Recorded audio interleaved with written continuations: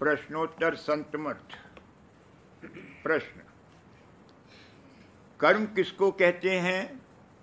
उत्तर, किसी काम के करने को कर्म कहते हैं। निष्काम कर्म को अथवा वो काम जो सिर्फ मालिक से मिलने के निमित्त किया जावे, संतों ने परमात्मा के वास्ते बहुत अच्छा माना है। और निषेध कर्म का बिल्कुल त्याग और सकाम का जो दुनिया के मतलब के लिए करे, परमात्मा के वास्ते जहाँ तक हो सके त्याग कहा है।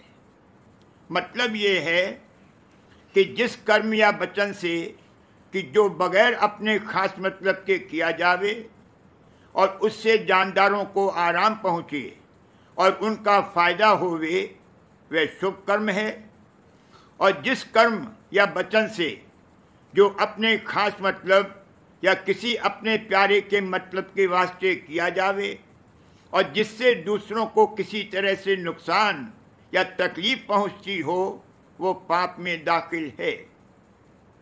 गरज यह है कि जिस बात को कोई आदमी अपने ऊपर पसंद न करे, उसे दूसरे के ऊपर भी पसंद न करे, या जिस तरह वो चाहता है कि और उससे बर्तावा करें, वैसे ही वह औरों से बर्तावा करे।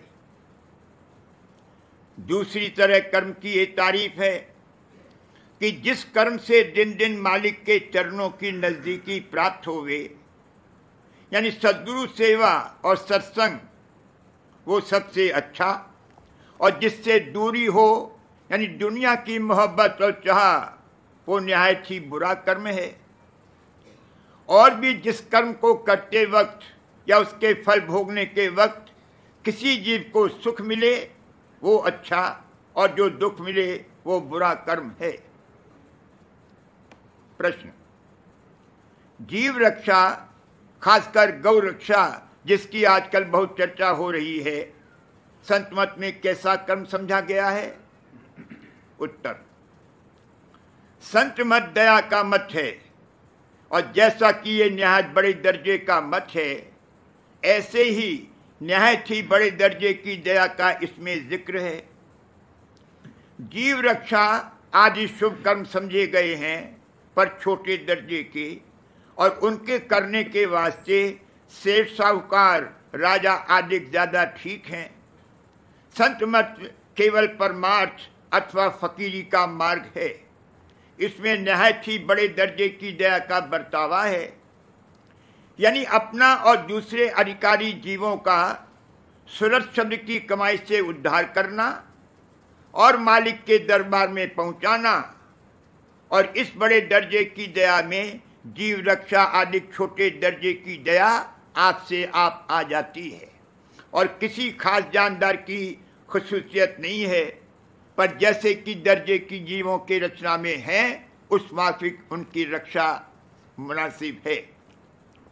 प्रश्न, ईश्वरी कर्म और जीवी कर्म क्या है? उत्तर, जैसे हमारी सूरत की धारें अनगिनत चारों तरफ फैली हुई हैं, इसी तरह कुदरती धारें भी फैली हुई हैं, और दोनों अपना अपना काम पिंड और ब्रह्मांड में कर रही हैं, और उनका परस्पर एक दूसरे पर असर हो रहा है। और वो असर हमारी जिंदगानी और मौत से, यानी पैदा होने से मरने तक बहुत बड़ा मेल रखता है। इन्हीं धारों को संत मत में दो प्रकार के कर्म, जीवी और ईश्वरी कहते हैं। प्रश्न, संचित कर्मों को संत किस तरह कटवा देते हैं? उत्तर, तीन तरह के कर्म हैं जिनके सबब से जीव शरीर धारण करके सुख दुख भोगता है, और वो ये हैं क्रियमान, प्रारब्ध और संचित। क्रियमान वो कर्म हैं जो इस शरीर में किए जाते हैं, और उनके बहुत से हिस्से का फल भी उसी वक्त भोगा जाता है।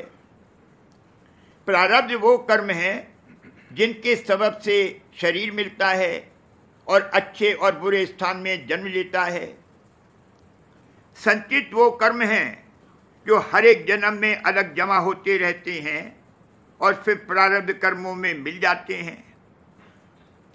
जब कोई जीव संतों की शरण लेता है तो प्रेमा भक्ति के प्रभाव से क्रियमान कर्म, खासकर उनकी शाखा बुरे कर्म, तो आगे के वास्ते आप ही नहीं होते, और अच्छे कर्म भी जो वह जीव करता है तो वह उनसे फल की इच्छा नहीं रखता, बल्कि अपने तई उनका कर्ता भी नहीं समझता है या उनके करने का अभिमान नहीं करता है।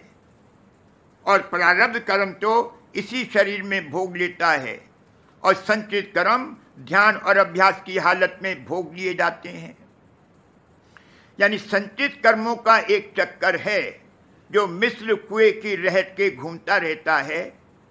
जब जिस कर्म के भोगने का समय आता है उस कर्म के भोगने की चाह पैदा होती है, और जो वो चाह जबर है तो वो जरूर ही भोगा जाता है। पर सुरक्षित योग का अभ्यासी अपने अभ्यास की हालत में समय से पहले ही उन कर्मों को रास्ते में ध्यान के वक्त भोग लेता है, और जो कि ध्यान की हालत में स्थूल शरीर में बर्तावा नहीं होता है, इसलिए वो कर्म सूक्ष्म शरीर में ही भोगे जाते हैं। दूसरा ये भी सिद्धांत है कि सब कर्म वासना अनुसार भोगे जाते हैं, और जब अभ्यासी ने नित्य सत्संग अंतर और बाहर करके जगत की वासना आहिस्ते आहिस्ते त्याग दी और भक्ति और प्रेम के प्रसाद से माया के जाल से निकलकर त्रिकुटी में पहुंचता है और वहां के महा आनंद को प्राप्त होता है, तो वह माया की हद से निकल गया और उसकी वासना इस तरफ की बिल्कुल टूट जाती है और संचित कर्मों का चक्कर घूमने से रह जाता है, बल्कि नष्ट हो जाता है। असल में मतलब दोनों सिद्धांतों का एक ही है। राधा स्वामी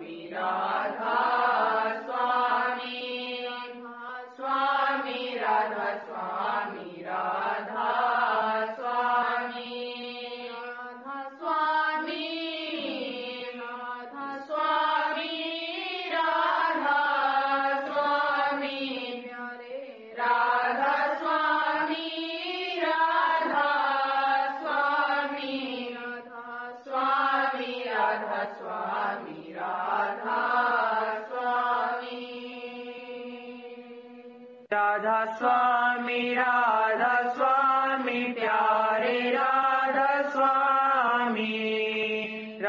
स्वामी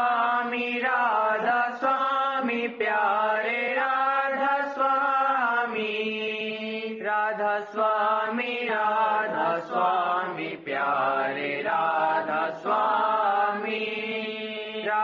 प्यारे राधा स्वामी प्यारे राधा स्वामी प्यारे राधा स्वामी प्यारे राधा स्वामी